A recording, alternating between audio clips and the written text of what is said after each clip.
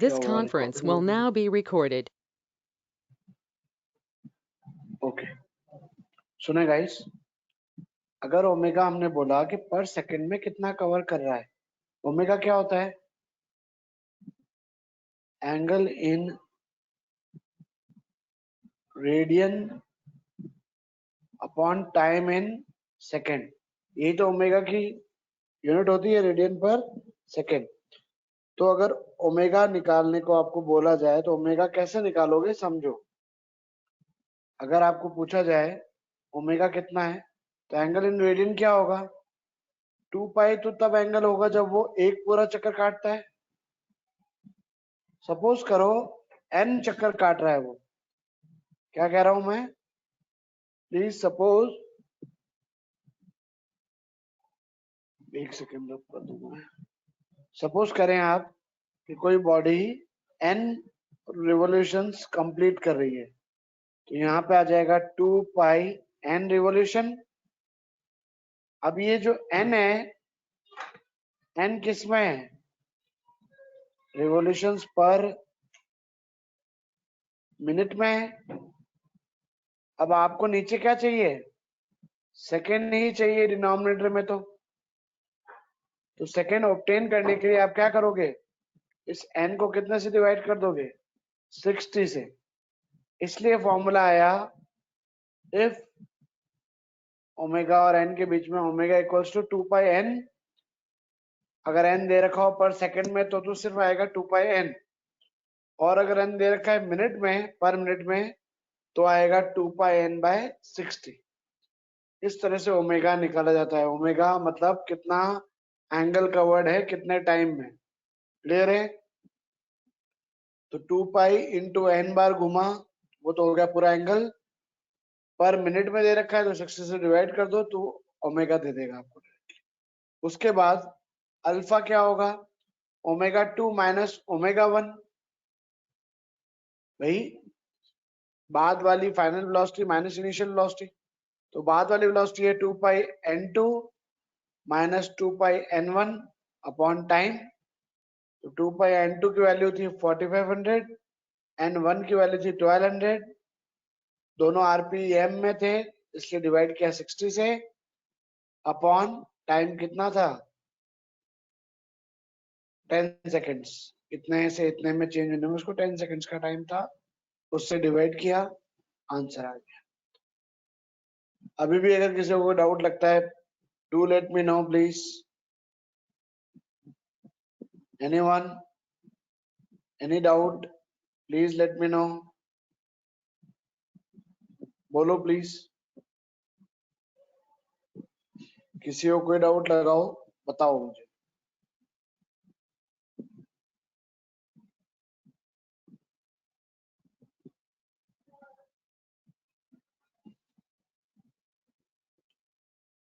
Okay guys, Niharika आप तो समझ में आया, प्लीज बोलो। Yes sir, clear. और किसी को कोई डाउट हो तो please let me no, else let's move ahead. Have the screenshot please. Okay, आगे चलते हैं हम, लेट्स मूव अहेड।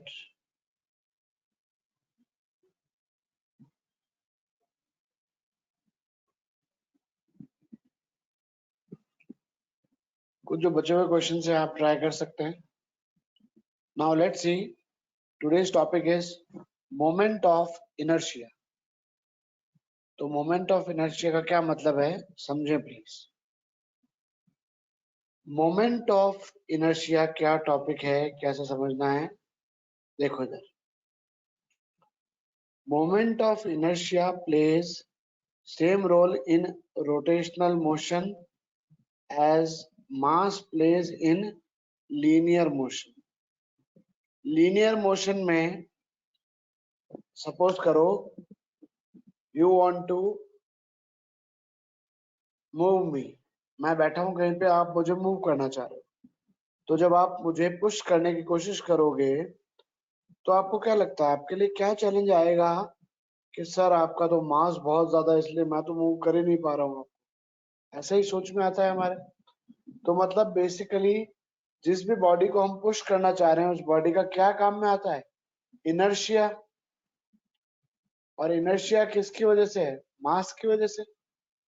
तो मास जो इनर्शिया देगा लीनियर मोमेंटम में, वही रोल प्ले करता है कौन? Moment of inertia in rotational motion. जैसे कोई बड़ा व्हील है, आप उसको पुश करने की जगह क्या करना चाहते हो? You want to circulate it, घुमाना चाहते हो आप उसको। अब घुमाना चाहते हो तो क्या होगा? उस चीज को घुमाने के लिए सिर्फ उसके इनर्शिया से लड़ना नहीं पड़ेगा। उसको हिलाना होता तो इनर्शिया से लड़ते, लेकिन घुमाना है तो मोमेंट ऑफ इनर्शिया से लड़ना पड़ेगा। तो जैसे कि ट्रांसलेशन मोशन में इनर्शिया जो काम करेगा, रोटेशनल मोशन में वो काम कौन करेगा? Moment of inertia. तो देखो ये क्या है, समझते हैं।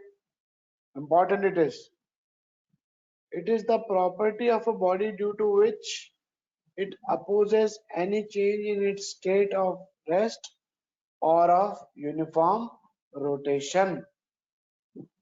कि कोई बॉडी घूमने से पहले अगर रेस्ट में है तो वो एकदम से घूमना नहीं चाहती, तो वो मोमेंट ऑफ इनर्शिया अप्लाई करेगी रोटेशनल मोशन में।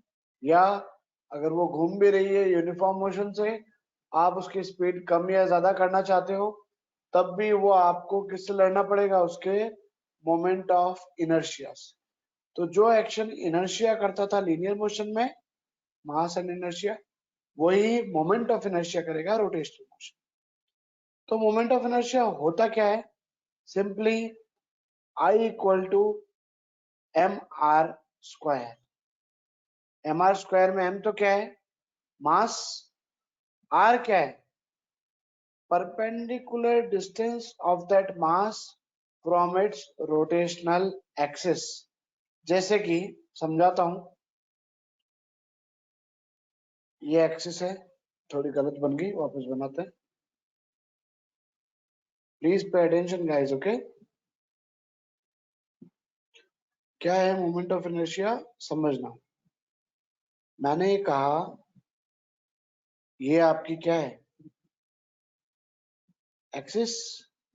इस एक्सिस के अबाउट आपका कोई मास है जो इस एक्सिस के अबाउट क्या करना चाहता है? आप इसको क्या करना चाहते हो? घुमाना चाहते हो इस तरह से। क्लियर है? तो इसका मास तो कितना m, और इसका x से परपेंडिकुलर डिस्टेंस कितना हो गया? r। क्लियर है?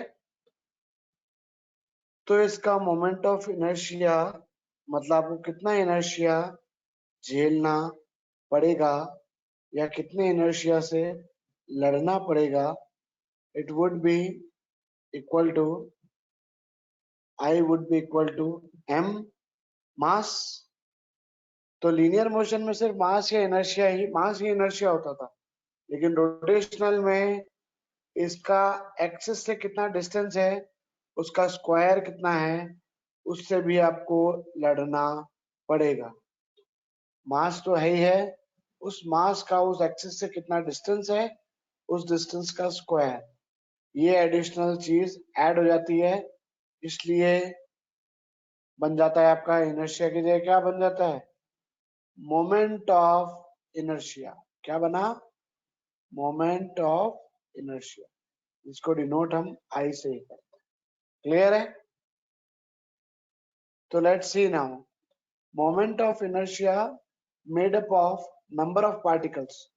अगर मेरी बॉडी के हाथ का अलग डिस्टेंस हो, अलग मास हो, पैर का अलग मास हो, अलग डिस्टेंस हो, सर का अलग मास हो, अलग डिस्टेंस हो, तो मेरी पूरी बॉडी का इनर्शिया कितना हो जाएगा? फर्स्ट पार्टिकल का मास इंटू उसका डिस्टेंस का स्क्वायर, सेकंड पार्टिकल का मास प्लस डिस्टेंस का स्क्वायर, थर्ड पार्टिकल का मास डिस्टेंस का स्क्वायर। इन सबको ऐड करूंगा तो मुझे उस पूरी बॉडी का क्या मिलने वाला है? इनर्शिया। क्लियर है? अब यहां तक, इससे आगे मैं 2 मिनट रुक के पढ़ाता हूं। पहले बताओ, यहां तक किसी को कोई डाउट लगा? Feel free to ask.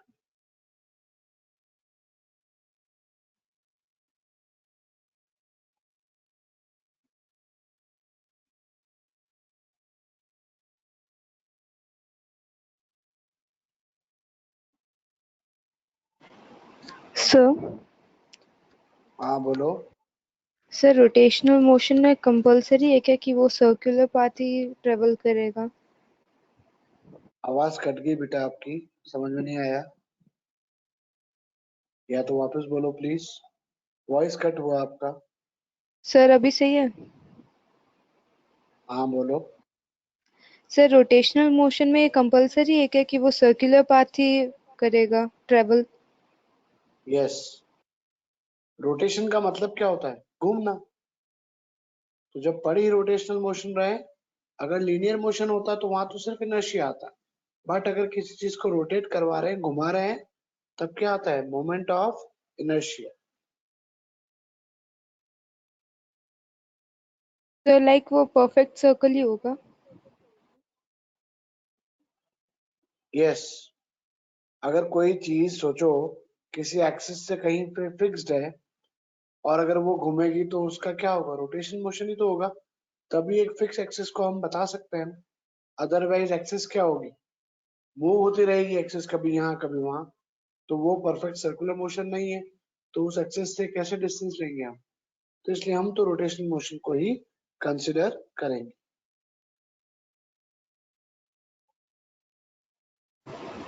Okay sir.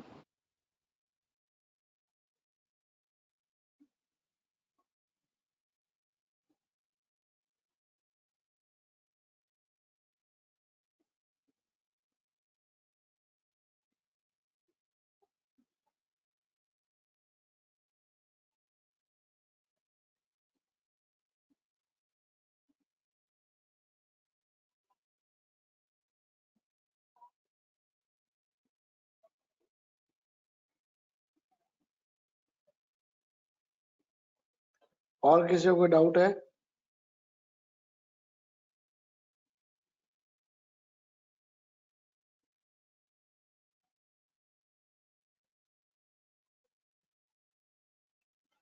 Okay guys, अगर इनर्शिया, मोमेंट ऑफ इनर्शिया समझ में आया है तो आगे पढ़ते हैं। देखो, moment of inertia of a continuous distribution of mass. Continuous distribution of mass का मतलब क्या हुआ? जैसे मेरी कोई बॉडी ऐसी मैं मान लूं, जैसे मैं अभी पैर फैला के बैठा हूं, सपोज एग्जांपल सुनो, तो मेरे पैर का जो एंकल है उसका मास अलग है, बीच में मेरे काव्स हैं उसका मास अलग है, जहां मेरा नी लाई करता है उसका मास अलग है, थाई पे मास अलग है, हिप्स का मास अलग है, अपर पार्ट जो है वो स्ट्रेट हो सकता है, उसका मास अलग है। तो किस रेडियस पे कितना मास डिस्ट्रीब्यूटेड है, ये चेंज हो सकता है ना? किसी कम रेडियस पे ज्यादा मास हो, किसी ज्यादा रेडियस पे कम मास हो। तो उस चीज को इवेल्युएट करने के लिए उस पूरी बॉडी का मास या इनर्शिया कैसे निकालेंगे? कि उसकी पूरी बॉडी का मास मान लिया डीएम, एक छोटा सा मास लिया, और स्मॉल रेडियस लिया आर, और उसको फिर क्या कर देंगे? छोटा सा मोमेंट ऑफ इनर्शिया क्या लिया? जैसे सिर्फ एंकल का ले लिया कि एंकल का डीएम मास है, उसका रेडियस है आर, ठीक है, लेकिन पूरी बॉडी का निकालना है तो ऐसे हर डीएम डीएम आर आर अलग होंगे। तो पूरी बॉडी का मोमेंट ऑफ इनर्शिया कैसे निकलेगा? Integrate everyone DM and R square, हर मास को आर स्क्वायर के साथ लेके, मतलब I equal to M one R one square लिखो, ऊपर वाली इक्वेशन लिखो या इंटीग्रेशन के फॉर्म में लिखो, it's one and the same thing. समझ में आया? सुनो, देखो इस सेकंड डायग्राम को देखना, m1 मास, m2 मास, m3 मास, तीनों के रेडियस है r1, r2, r3। तो टोटल मोमेंट ऑफ इनर्शिया कितना हो गया? जब तीन मासेस लिए तो टोटल मोमेंट ऑफ इनर्शिया कितना हुआ? m1 r1 square plus m2 r2 square plus m3 r3 square. Clear है? ये बात समझ में आई? अब थर्ड एग्जांपल समझो, कोई कोई बॉडी कंटिन्यूअस मास डिस्ट्रीब्यूशन से बनी है, लेकिन डीएम मास हर जगह हर रेडियस पे आया जा रहा है। क्लियर है? तो उसका मोमेंट ऑफ इनर्शिया क्या इस तरह लिखा जा सकता है? कोई भी छोटा मास ले लिया dm इंटू आर स्क्वायर, क्या किया हमने, small dm into R square. ये तो एक छोटे से का, सही लिख नहीं पा रहा हूँ, 1 सेकंड का टाइम देना।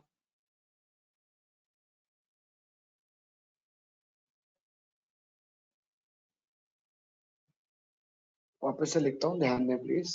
आई इक्वल्स टू क्या हो जाएगा, integration of small dm into उसका डिस्टेंस है आर स्क्वायर।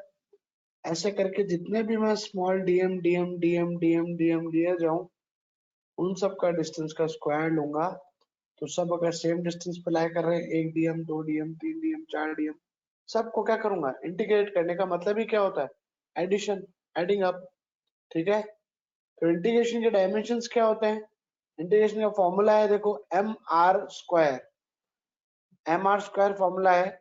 तो मास का डायमेंशन कैपिटल एम, डिस्टेंस का स्क्वायर का डायमेंशन एल स्क्वायर, और टी कितना हो गया, 0। तो m1 एल स्क्वायर टी 0, इसकी वजह से इसका डायमेंशन क्या हो गया, M L square T 0। Unit क्या हो गई, KG into metre square, simple. यहाँ तो कोई डाउट लगाओ, please let me no.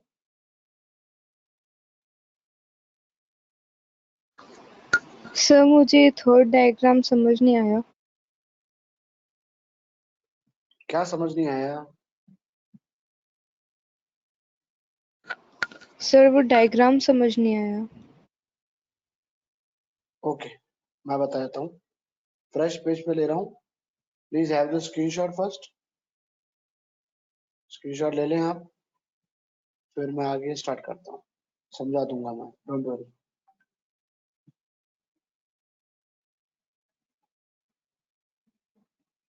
Now let's C, let's understand. मैंने कोई आर्बिट्रेरी बॉडी ली, ठीक है, इस आर्बिट्रेरी बॉडी में यहाँ मैंने इसका एक्सेस लिया, इस एक्सेस के अबाउट डीएम कभी यहाँ पे रखा हुआ था, कभी यहाँ पे, कभी यहाँ पे, कभी यहाँ पे, ये सब डीएम है, छोटे छोटे, क्लियर है, ये सब डीएम है।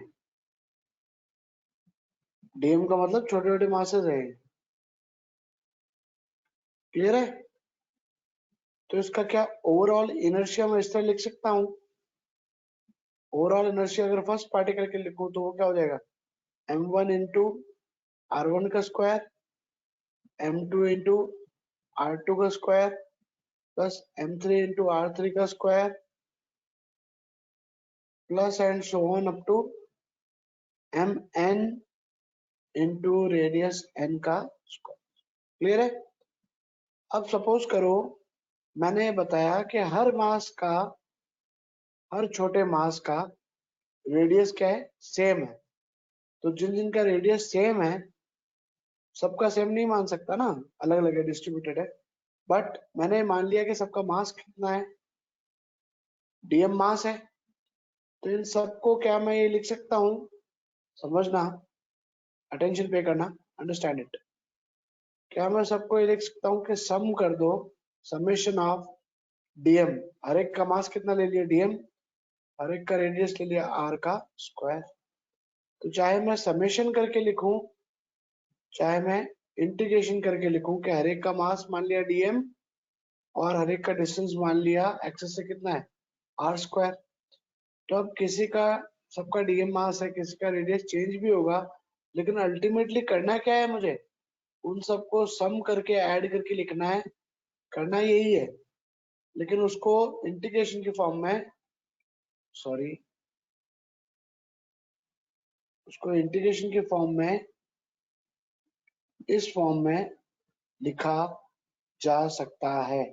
समेशन बोलो या इंटीग्रेशन बोलो, सबका मास अलग अलग लो या इक्वल लो, ये वेरी करता है, बट उसको समेशन की फॉर्म में डिस्क्राइब करने के लिए इस तरह से डिस्क्राइब किया, ये इंटीग्रेशन।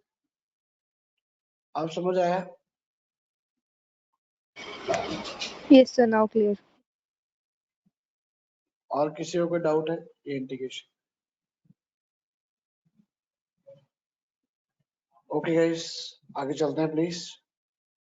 तो मोमेंट ऑफ इनर्शिया का कैलकुलेशन कैसे किया जाएगा, कैसे पता किया जाएगा कि मोमेंट ऑफ इनर्शिया कितना है, उसके बारे में समझते हैं। स्क्रीनशॉट ले लो, फिर हम नेक्स्ट स्क्रीन पे चलते हैं।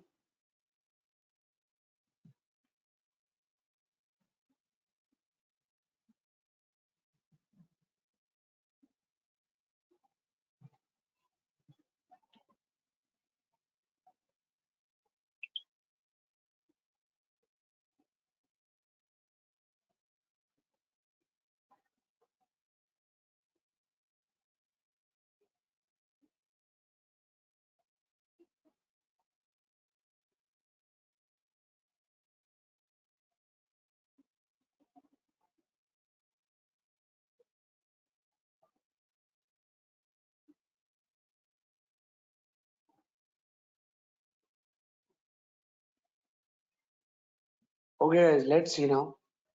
मोमेंट ऑफ इनर्शिया के और बारे में क्या बात कर रहा है? Moment of inertia depends on what? Moment of inertia depend किस पे करता है? मास पे, मास के डिस्ट्रीब्यूशन पे, एंड पोजीशन कहाँ है एक्सिस ऑफ रोटेशन। मतलब एम का डिस्ट्रीब्यूशन और आर मतलब उसके रेडियस का square. It does not depend upon angular velocity, angular acceleration, torque, rotational kinetic energy, angular momentum. इसमें से कई चीजें भी समझ में नहीं आएंगी, धीरे धीरे समझा दूंगा। It is not a vector as direction is not to be specified. तो ये वेक्टर बिल्कुल भी नहीं है। In case of a hollow and solid body of same mass, radius and shape for given axis, moment of inertia of hollow body is greater than solid body। ये क्या बोल दिया, समझ में ही नहीं आया यार। क्यों नहीं समझ में आया, मैं समझा देता हूँ, सुनो। ये कह रहा है एक बॉडी है होलो बॉडी, ये कैसी बॉडी है? Hollow body. और एक बॉडी है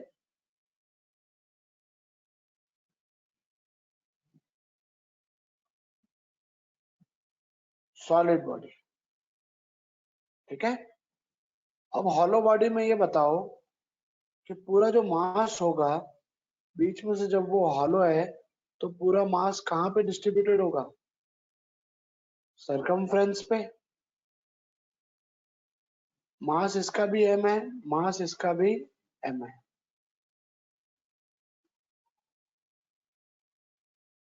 मास दोनों का एम है, मास सेम है मतलब।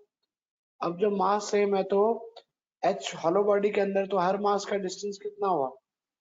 आर रेडियस जितना। क्लियर है? लेकिन यहाँ पे हर मास का रेडियस क्या है? वेरिएबल है। वेरिएबल मतलब मास पूरी बॉडी में यूनिफॉर्म डिस्ट्रीब्यूटेड है, तो किसी का रेडियस कम होगा, किसी का ज्यादा होगा। लेकिन आई का फॉर्मूला क्या होता है? M R square. तो ये मास तो क्या है? सेम था। क्या बोला मैंने? ये मास तो क्या है? सेम है। अब जब ये मास सेम है तो बॉडी या मोमेंट ऑफ इनर्शिया मास पे इंडिपेंडेंट है, सिर्फ मास के डिस्ट्रीब्यूशन या आर के स्क्वायर पे डिपेंड करेगा। लेकिन उसमें आर कभी छोटा हो जाएगा, कभी बड़ा हो जाएगा, लेकिन इसमें परफेक्टली हर समय बड़ा ही रहेगा। तो ऑब्वियसली हॉलो बॉडी का moment of inertia solid body से ज्यादा होगा, क्योंकि हॉलो बॉडी में हर मास आर डिस्टेंस पे, फिक्स डिस्टेंस पे, दूरी पे बसा होगा। सॉलिड बॉडी में कभी पास कभी दूर, इफेक्टिव आर क्या आ जाएगा? एवरेज आएगा, कम आएगा। क्लियर है? आइए बात समझ।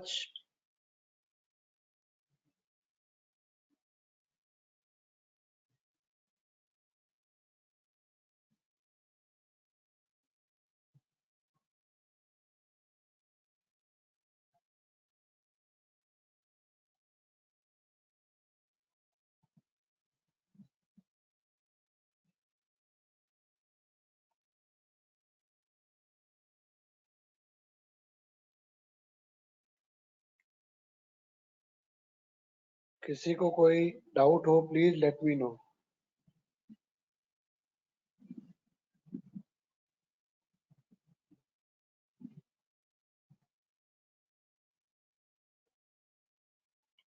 Please let me know guys.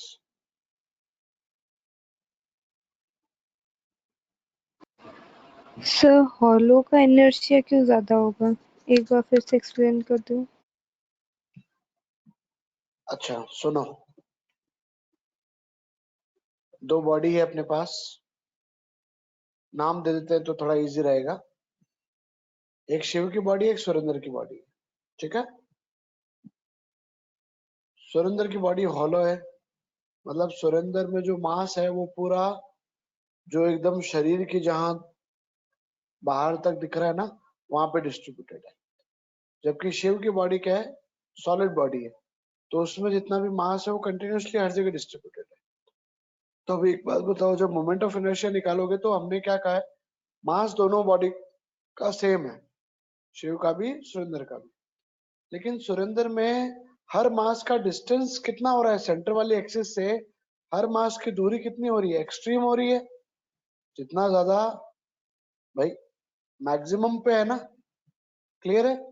जबकि शिव के अंदर हर मास का डिस्टेंस क्या आ रहा है, किसी का स्मॉल आर, किसी का थोड़ा बड़ा, बहुत कम मास होगा जो मैक्सिमम पे आएगा.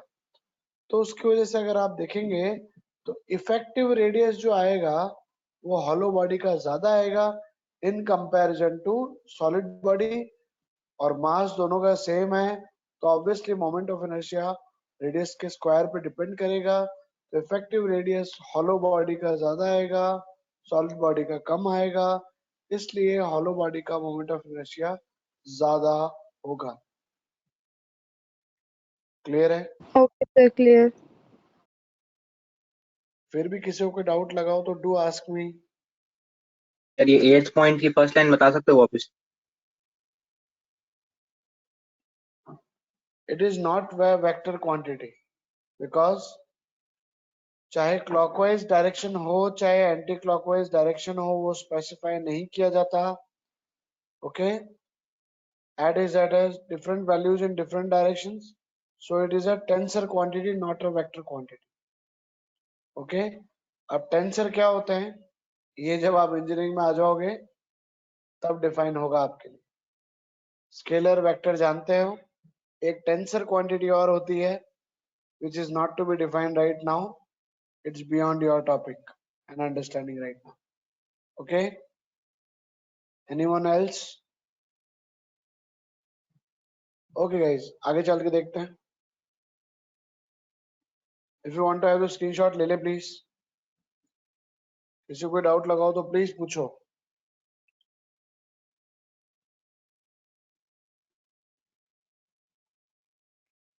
Please ask me.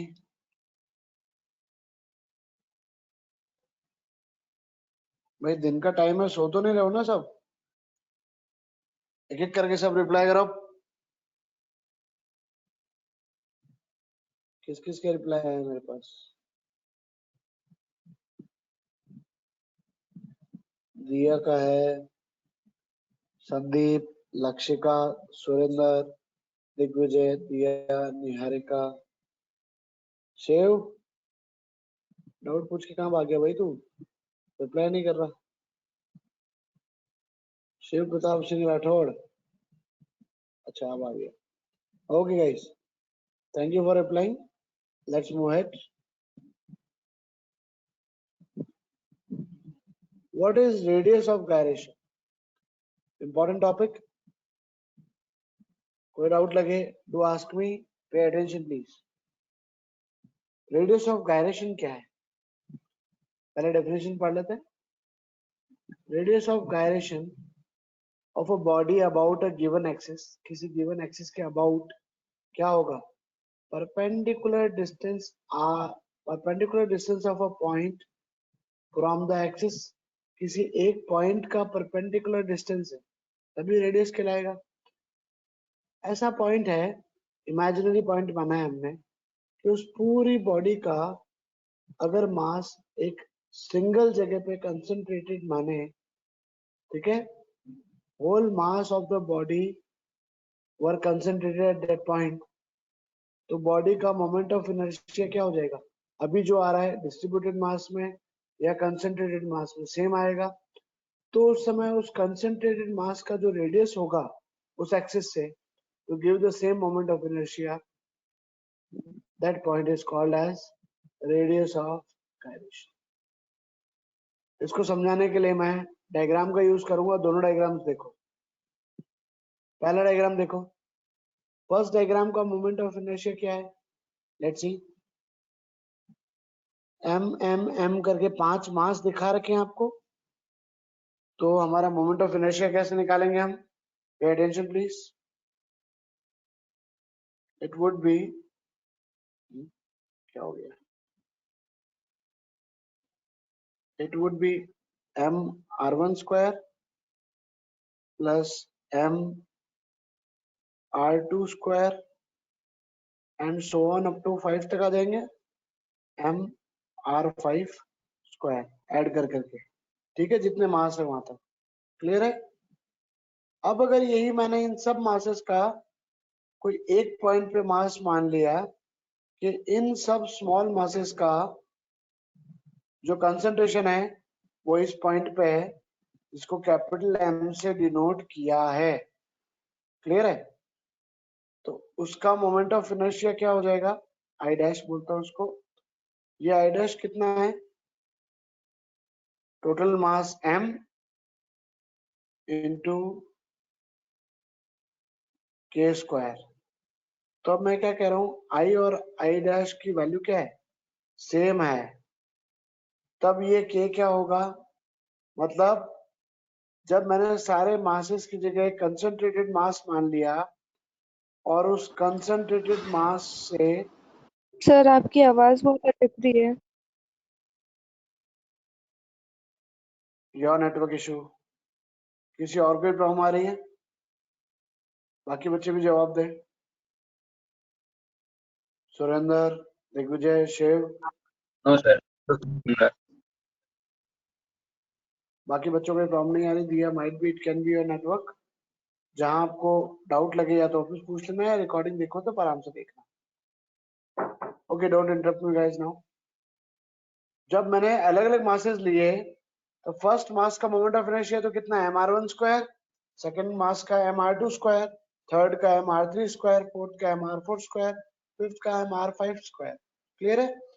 But in सब की वजह से एक जब कंसंट्रेटेड मास मैंने एक पॉइंट पर मान लिया, लेट सपोज उस कंसंट्रेटेड मास का कंसंट्रेटेड पॉइंट जो था वहां पे मास क्या है? Capital M. उस कैपिटल एम का रेडियस कितना है? के।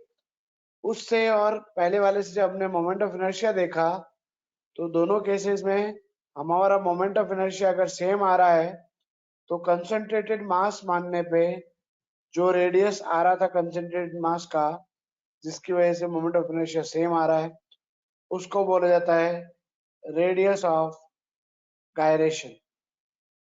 ओके,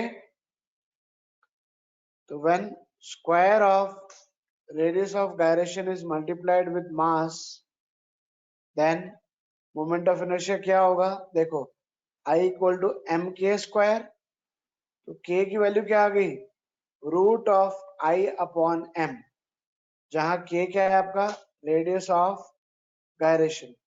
तो रेडियस ऑफ गायरेशन किसी भी बॉडी में वो पॉइंट है जिस पॉइंट पे हमने पूरे डिस्ट्रीब्यूटेड मासेस को कंसंट्रेटेड माना।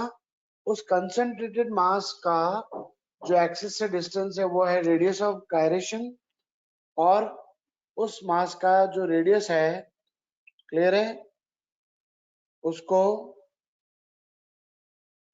उस पॉइंट पे और पहले वाले पॉइंट पे हमने क्या माना कि मोमेंट ऑफ इनर्शिया हमारा फिर भी सेम ही आएगा। तो उस के पॉइंट को हमने कहा रेडियस ऑफ गायरेशन। जबकि अलग अलग लेते तो क्या आता? देखो, mr1 square plus mr2 square plus mr3 square plus mrn square. अगर m सारे इक्वल हो, मास इक्वल हो, तो आई क्या आ जाएगा? मास कॉमन लेके इस तरह से ऐड कर देंगे। एक इक्वेशन तो ये हुई, और एक इक्वेशन जब मैंने कंसंट्रेटेड मास कैपिटल एम मान लिया तो कैपिटल एम इंटू के स्क्वायर, ये हो गया रेडियस ऑफ गायरेशन। तो अल्टीमेटली जब मेरे इनर्शियाज इक्वल हैं तो फर्स्ट और सेकंड क्या हो जाएंगी, इक्वेट हो जाएंगी, इक्वल हो जाएंगे, एलएचएस आरएचएस दोनों की इक्वल है, एलएचएस इक्वल है। तो उस कंडीशन में हमारा आरएचएस और आरएचएस सेम होगा तो एम के स्क्वायर किसके बराबर हुआ, सब मासेस के। इस कैपिटल एम की जगह क्या लिख सकते हैं, स्मॉल एन इंटू एम, क्योंकि कैपिटल एम में स्मॉल एम जैसे एन पार्टिकल्स हैं। तो इसको आगे मैं डिफाइन करता हूँ, एक बार स्क्रीनशॉट ले लो। कोई डाउट लगाओ please let me know.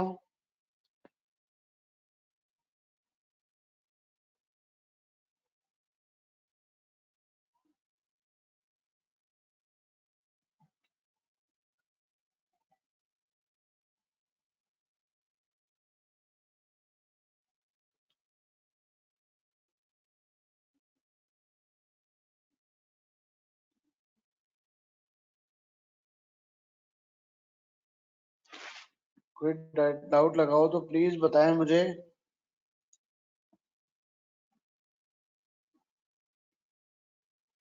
Okay guys, I hope you have taken the screenshot. आगे चलते हैं। तो अगर इस सिचुएशन में दोनों अगर मोमेंट ऑफ इनर्शिया को मैं इक्वल कर दूं और कैपिटल एन एम की जगह क्या लिख रहा हूं मैं, ध्यान देना, कैपिटल एम की जगह मैंने लिखा है small N into M, N number of particles into M. तो एम से एम कैंसिल हुआ, के की वैल्यू कितनी आई, root of r1 square, sorry, root of r1 square plus r2 square plus r3 square, सारे रेडियस का square divide by n, ये होता है रेडियस ऑफ गायरेशन। क्लियर है। तो रेडियस ऑफ गायरेशन किसी भी बॉडी में अगर आप मान सकते हो तो वो कितना मान सकते हो, एम के स्क्वायर, कि पूरी बॉडी का मास एक पॉइंट पे माना तो उसका मोमेंट ऑफ इनर्शिया क्या हो गया, एम के स्क्वायर। तो एम के स्क्वायर को रियल मोमेंट ऑफ इनर्शिया से इक्वेट करके आप के की वैल्यू फाइंड कर सकते हो। ये स्टेप बाय स्टेप सीखने को मिलेगा। अभी क्या है, रेडियस ऑफ गायरेशन इतना है, सुनो, एक हाइपोथेटिकल पॉइंट है जहां पूरी बॉडी का मास कंसंट्रेटेड है, उसका जो रेडियस है, जब उसका और पहले वाला मोमेंट ऑफ इनर्शिया इक्वल है तो उसका वो रेडियस जहां पे मोमेंट ऑफ इनर्शिया इक्वल आएंगे उस रेडियस को कहा है रेडियस ऑफ गायरेशन। निकालते कैसे, k equal to root of I by M, या इक्वेट करने के बाद k की वैल्यू आएगी root of r1 square plus r2 square plus and so on up to rn square divided by n। Clear है, any doubt, किसी को कोई डाउट हो, I am waiting, let me know.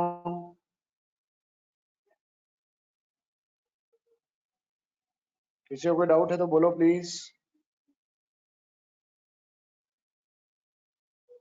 Okay let's move ahead. Hence क्या लिखा हुआ है देखो, hence radius of gyration of a body about a given axis is equal to root mean square distance of constituent particles of the body।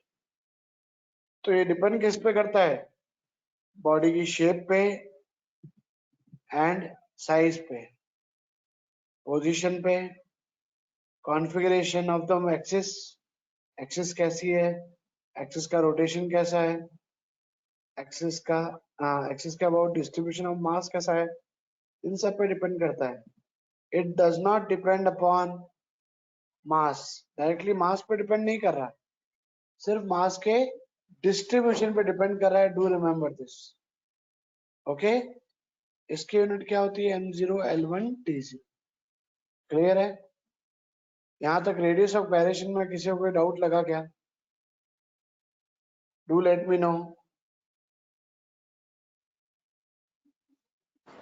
Anyone. Sir ये जो upon में n है वो नंबर ऑफ रेडियस ही होगा ना? Number of radius नहीं, number of particles, जितने particles आपने सर माने हैं, है ना। जितने क्या वापस पार्टिकल्स होंगे बोलो, तो जितने पार्टिकल्स होंगे उतने ही रेडियस होंगे ना? ऐसे भी मान सकते हो जितने सब्सिक्वेंट ऊपर particles R1, R2, R3, R4, suppose R5 तक आ रहा है तो नीचे n की वैल्यू कितनी होगी 5। Rn तक आ रहा है तो इस वैल्यू कितनी है n। चाहे 3 लो चाहे 10 लो, तो 10 लोगे तो नीचे n की वैल्यू कितनी आ जाएगी 10। क्लियर है? जितने मासेस ले रहे हो उसी से तो रेडियस आ रहे हैं, तो रेडियस जितने होंगे उतना याद मत रखो, बोलो जितने मासेस होंगे उतने।